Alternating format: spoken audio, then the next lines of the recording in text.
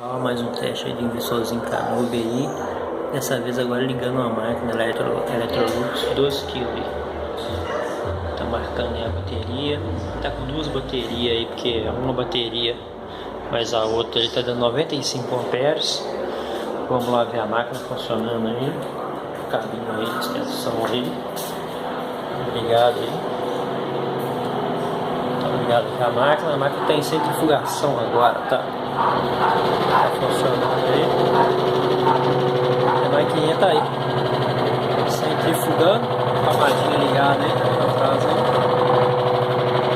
Centrifugando aí com o inversorzinho Canube aí, 3.000 watts aí, cortando a alta aí, tá?